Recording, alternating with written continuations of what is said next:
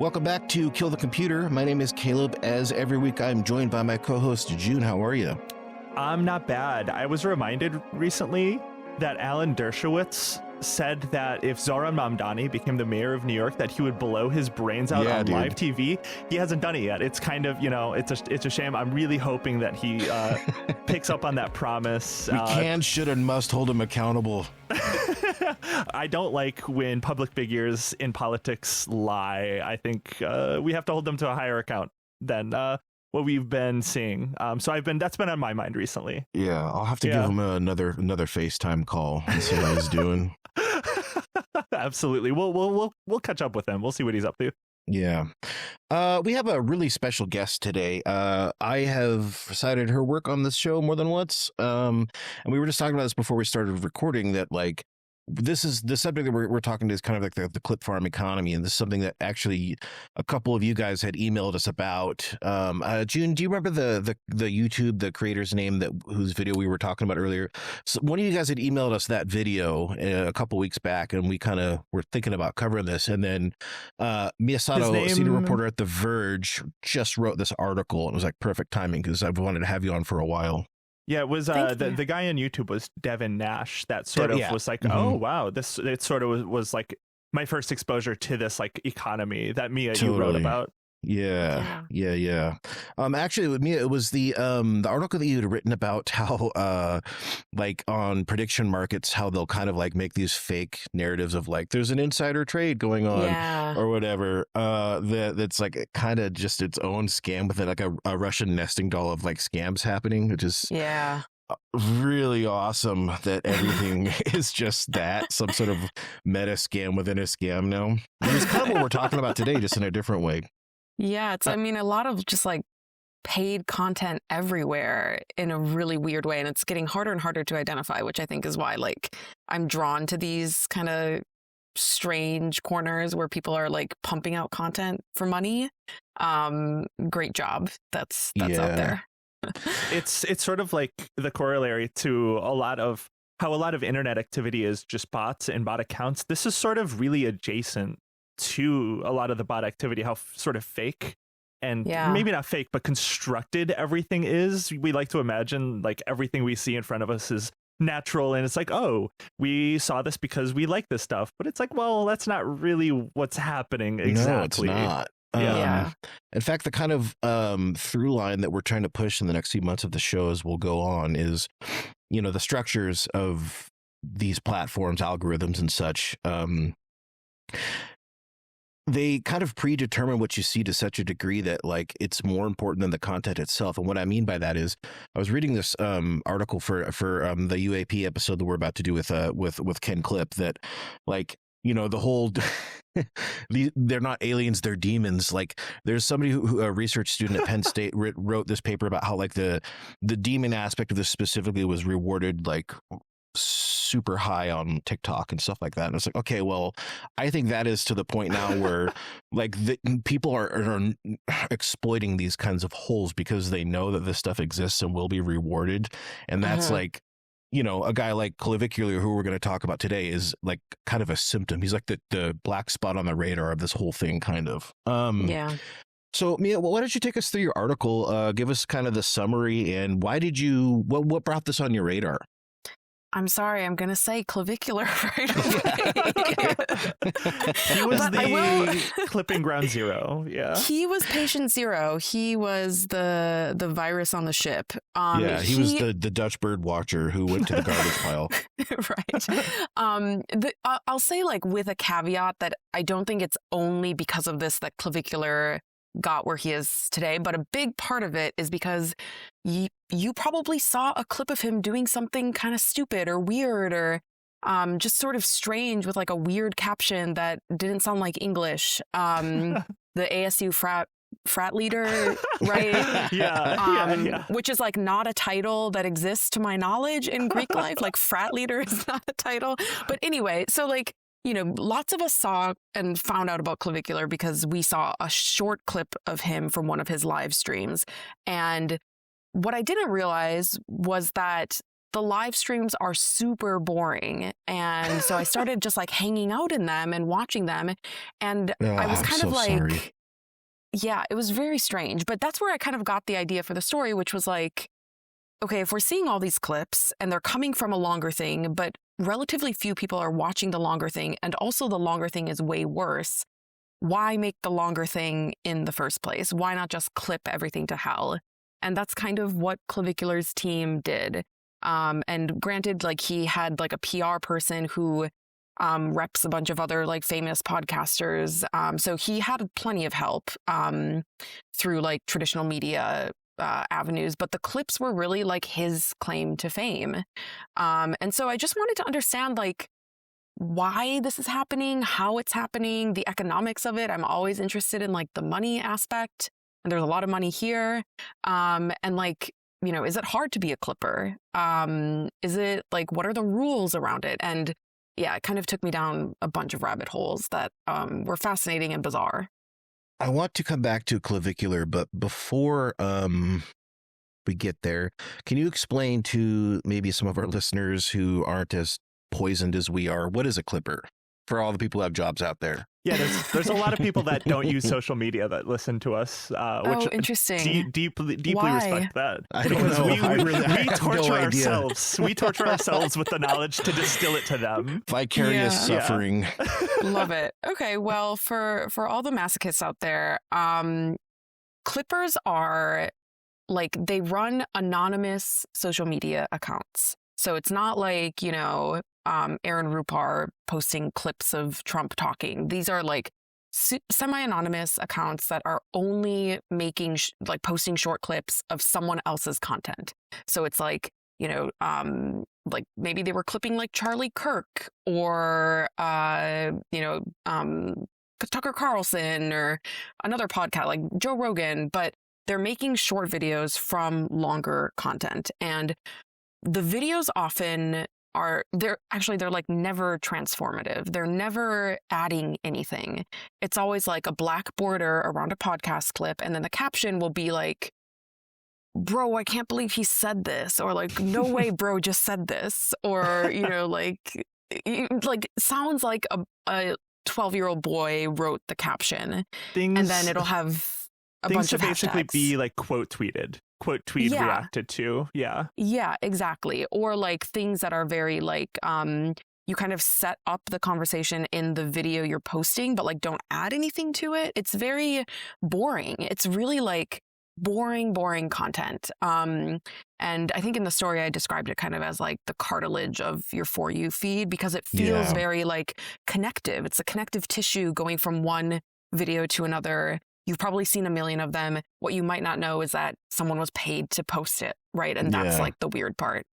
These pop up when I'm trying to watch that 1993 movie Powder in like 53 parts on my TikTok or whatever. Yeah. Or like, you know what we used to have, and there was some honor system in this with the like the Reddit stories where it was like those insane, you know, mobile games or whatever. There was footage of like jumping and collecting coins over like somebody's worst breakup of their life or whatever. Yeah. At least those were somewhat transformative in the sense that there was something else to look. This is just no transformation whatsoever. Yeah, it's just pumping it out. It's not like the kids posting Minecraft videos, which I do think kind of require something. But yeah, these clipping accounts, like, they kind of just pop up and disappear, and videos get taken down. But you know, some people I think are at least making kind of real money, which is the weirder part. That brands are like paying anonymous people somewhere in the world to promote their stuff. Like it's a really weird economy that has just like kind of sprung up really quickly. I feel like it's been such a shift from like early YouTube and early social media too, where back in the day, like if you were to just like repost someone's content, barely transform it, that was sort of like a fairly big deal. Like even if you were just like showcasing some of it, like I feel like there was a period, a couple, like maybe a while ago now, but where that became sort of the meta. I think people realized like if people are barely changing anything or even reacting to it, because like React content was huge for a long time, and that like helped channels blow up. But like just doing this and having everyone in replies or quote tweets or wherever react to it just sort of blows it up even more, because it's every single person's individual take on that rather than like the one person doing at least some sort of transformative content with it. Yeah, it's all like really, really tailored to get views. So like the other thing is the accounts who are posting these videos, they get paid based on how many views they rack up. It doesn't matter about like comments or engagement. Like that's not really a thing. It's strictly views based. And so the rates that you can earn are like anywhere from like maybe 50 cents to like $2 per 1,000 views is usually how it's measured. So you'll go on these clipping websites if you are like a teen wanting to make money, and there will be like jobs for you. Basically, it's like a Fiverr, like an Upwork for clipping content.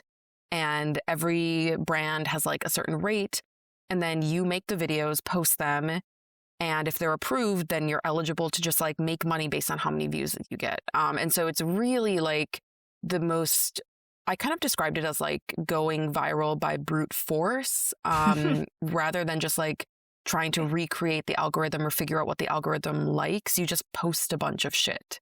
And if it doesn't get any views, well, whatever. But if it does, you might stand to make a bunch of money from like this one video of you just, adding a caption, basically.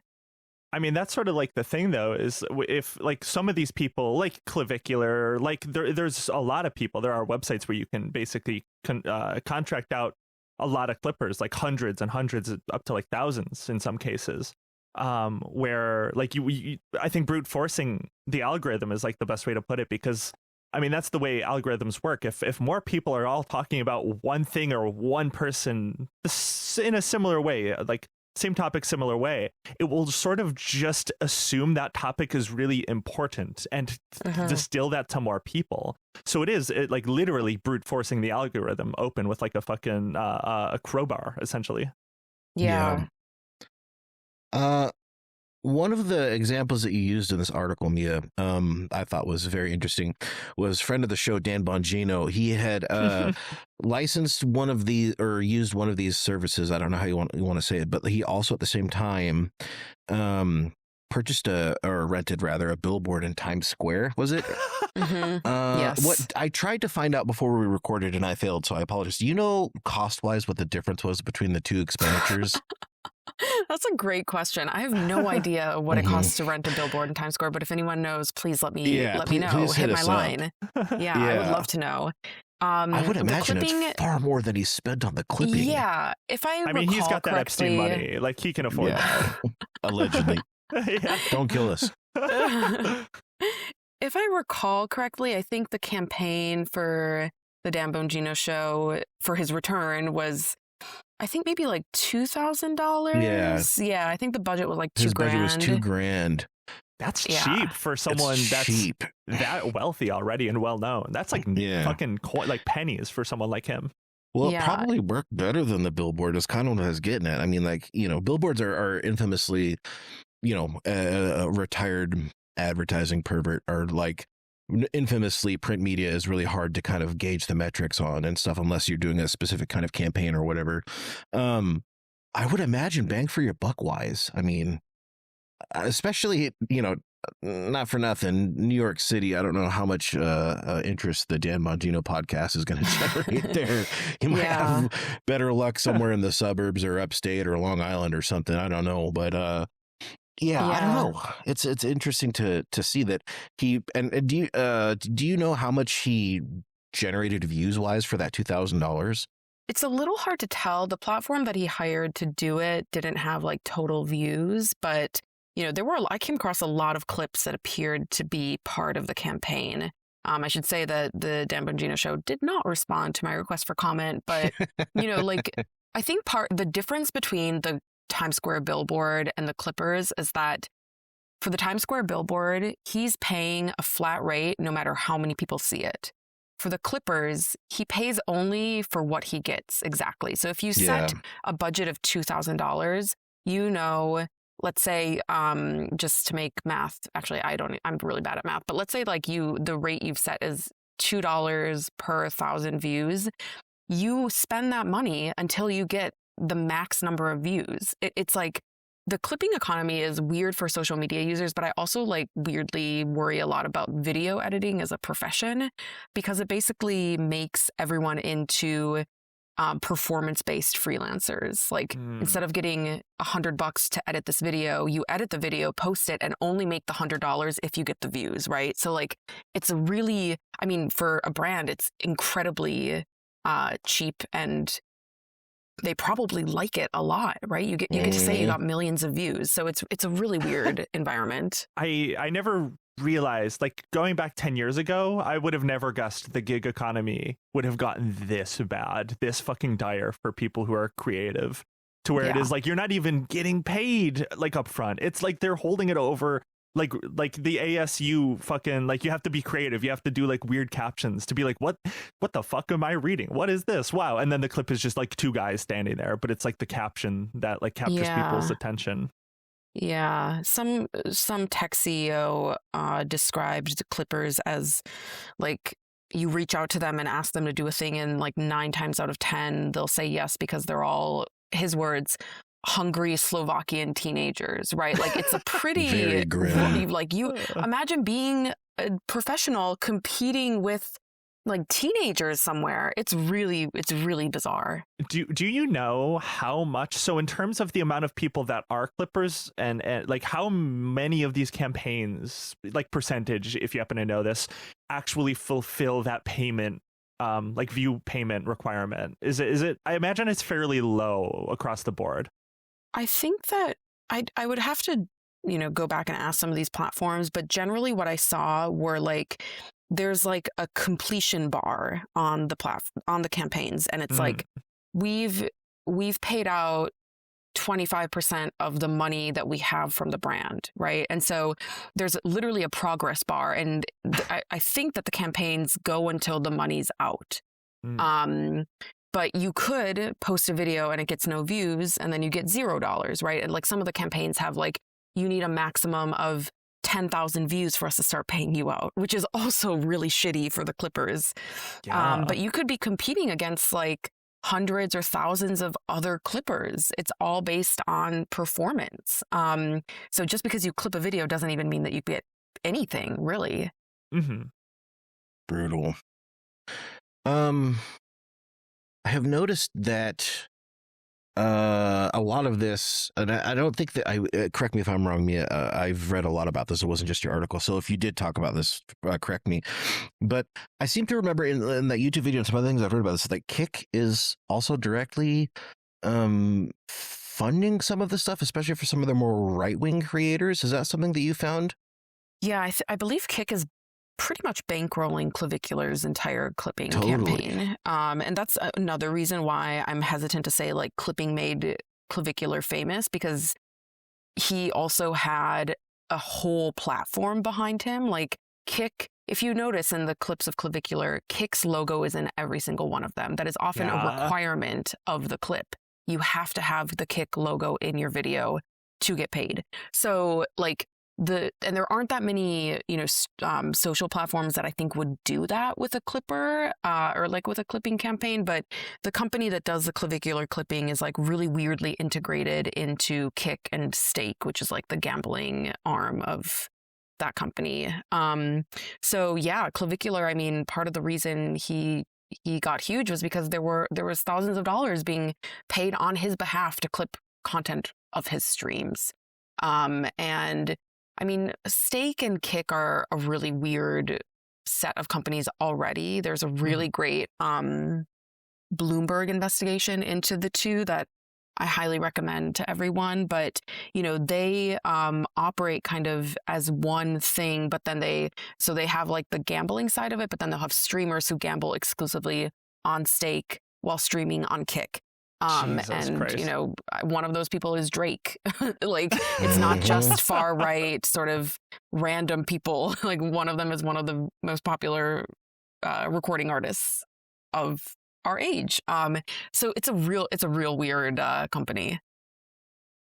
This is not in your article, and it's only semi-adjacent, but I just was curious if you had seen if there's direct involvement of this. The guy that's just been on my radar recently is that Chud the Builder. Do either of you know who this awful, I do. disgusting guy is? I don't he's think the I know fucking- him. Like basically goes around being the most racist guy you've ever seen. He's Essentially, like a nuisance streamer who will, he'll just go and say slurs to people, and if they get mad, he'll either pepper spray them or threaten them with a gun. And the cops have been involved multiple times with this guy, and every time he does this, it's the same thing. The Kick, I'm looking at his page right now, kick.com/shudthebuilder, and all of his ones, or some of these other Kick related type websites. And it's like, okay, I just don't know, like, I'm just dumb. I know Kick isn't some moral bastion, but like, just from a liability fucking perspective, like, this guy is going out there and threatening people with firearms and pepper spraying them. And I do believe, for the record, not all of this, but some of this stuff, like he's in a feud with some other guy. They're just another awful guy. I think some of this is staged for, pro wrestling type things. But like, a lot of this stuff is very real. And I just have to wonder, what is Kick's liability and involvement in here? And I just, to what extent does this stuff need to be? I guess what I'm asking is, like, classifications for advertisements are a big thing, and I'm wondering what you saw in your research for this, for not just Clippers but for the platforms themselves. That was a part of it. They're supposed to be. This is all supposed to be regulated, and it's just not. Yeah, the disclosure requirements are like really not being met in a lot of cases. I'll give you an example. Like, one of the platform that works with Click. Oh my God! All of these companies sound the same. The clipping company that works with Kick, also had a campaign for a Republican congressional candidate in Florida, and I looked at his, and I reached out to his campaign for comment. They didn't respond, but I looked at the brief that was added to the website for this clipping campaign. There's no requirement for the required FTC disclosures. Like, none of this shit says it's an ad or that it's paid or sponsored. There were requirements like, you must not clip me saying negative things about Donald Trump, but you can make AI clips of me. That's fine. Jesus Christ. Really strange. But so, like, I think a big problem and a big reason why, like, none of the brands wanted to talk to me for the story is because they don't want to be associated with a bunch of content that is potentially running afoul of FTC guidelines. Like, a lot of this stuff is not posted as sponsored. Like, none of the Clippecular clips obviously are like disclosed or hashtagged as an ad. There are some clipping platforms that do a better job of it, where like Mr. Beast has a clipping platform. I'm gonna go there. Of course, he was the nice boy about it. Yeah, like all the campaigns I saw on that site did have explicit disclosure requirements. Like, you can't make money from this unless you have these hashtags, which is a step up for sure. But I still think a lot of people have seen these clips probably without realizing they were ads. And that is really, like, I think where it starts to feel kind of icky. I mean, they can certainly get away with it. The FTC is not really going to do too much. I mean, it's like fucking gutted. Yeah. The people in charge are not going to do anything, especially for these like right-wing adjacent platforms, I'm sure. I mean, like the way that Donald Trump's whole family is connected to like Polymarket and Kalshi, which have had like a growing presence of paid sponsorships and posts and media, like on Twitter and like some other social media. I'm sure you guys have noticed that pretty much everywhere. It's been like everywhere. Even people I know are like taking these deals with like all of these like gambling adjacent and prediction market websites. Yeah, totally. Super disappointing. There's still a ton of ground to cover here, Mia, but before we get too far away from this, what, aside from the stuff that is probably, if not obviously, scripted, for instance, when Clippecular quote unquote ran the guy over, or when he shot the alligator which was already dead, stuff like that, possibly anyway, what is a Clippecular stream like? What is he doing? What is what does that do to your soul to watch this? Tell me about your experience there. So before you answer, because you've probably watched a lot more, can I predict what it's going to be? Because I've watched like maybe like just like a little bit more than what I've seen on his feed, like on my feeds. Yes, please, please. So my guess, so obviously we see the clips of him like like those really viral ones and like the interviews he's done recently. But I feel like he just sits around with his like weird friends mostly and talk about like different stacks. He and his friends call like the drugs that they do stacks, like they stack them up or whatever. And it's like just standing around and looking at people and like looking at each other. It's like 90% of the stream, I think. I would say you're probably right. Like so to give you context, I think starting in March, maybe Clavicular claimed he was going to stream nonstop for 30 days. It was called like 30-day Mog something like Jesus. I can't remember. Like it's Mog Marathon, like something like that. And the idea was that he would be live on Kick 24/7 for 30 days. So I was like dropping in at random times during the day. And eventually I started to hit times where he's not on the stream. He has literally like people to fill in for him, like guest hosts of the stream. That's not correct. He's getting around his fucking stream thing. That's cheating. That's the fucking I feel like cheating. that wasn't I expected fair. better from you, Clavicular. Yeah, don't go to sleep or show him sleeping. Exactly. I thought there was going to be someone following him around 24/7 and they have the camera on them and they're just filming him. But sometimes, like for hours at a time, it would just be two strangers to me, like people who are not Clavicular, sitting in his house, just talking on the stream. And there would be maybe like, 2,000 people watching, which is still kind of a lot. But I was like, this is not like, it's not like a AOC Instagram live stream or whatever. But yeah, I mean, you would expect more viewers for someone of that fame, like of like the supposed fame. I mean, like, and that's that's kind of why I was like, I want to write about the clips as the actual product, because I don't think that many people are watching the streams. But yeah, they mostly do like sit around. They like to walk around. They like to go out in public and kind of wander, try to approach people, often like women. And then what gets clipped in the videos that people see are like him saying something weird to like a woman, or like, approaching and being rebuffed, or, fighting with a girl or something. They often also like end up at his house or like his complex. I don't even know where he lives, but they're all just like Florida. Drinking and being, drinking and being kind of loud and fighting and getting into arguments. And some of it is clearly scripted, and others it's just him kind of like existing. But yeah, it's not that entertaining. The clips are way better. And absolutely they are. And that's, I've sort of been thinking about that a lot, like digging into this like clip economy, I guess, that we're sort of in these days in social media, because like obviously we do this show. I do another show. I work for The Onion. I do my whole life at this point in terms of work is like creative work. It's a lot of creative writing, whatever, all that sort of like good stuff. And I think about like the final product is like the full thing. I'm very happy if people listen to the full thing that we put together. It's so gratifying, and it feels great to see that. And like if something from any of this goes viral on its own, that's like a great little reward. That's like a nice little treat on top.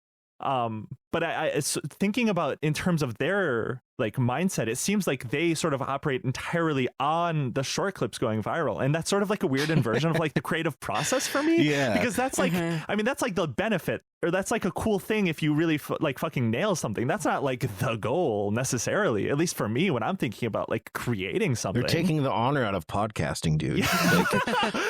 A famously honorable thing. I mean, but I think say what you will, but like, we've talked about this a couple times now, but like Knowledge Fight broke up after 10 years and people were legitimately upset about it, because there are people that had spent the better part of a decade listening to these guys. Even if it wasn't necessarily about Alex Jones, it's just they'd come to like care about and trust these people. I know there's like the parasocial angle of all that, but like that is the part of the podcast that like is fun. There's a community aspect or like the inside jokes. Even in our community, they love the Jazz Wolf stuff. The Jazz Wolf merch is selling better than our normal stuff just because of a dumb inside joke because of whatever that you have exposure to a podcast. Taking that up and doing the inverse of that is just so bizarre. You know what I mean? Yeah. But it makes also, sense like, for like the business model that it seems like people like Clavicular have. Because doesn't he has like some weird... Hey everybody, this is Caleb. This has been a preview of a premium episode. You can find the rest on our Patreon. That is patreon.com/killthecomputer. Still a lot left to go over, and it's a good episode. So give it a listen, and we will see you next time. Thanks.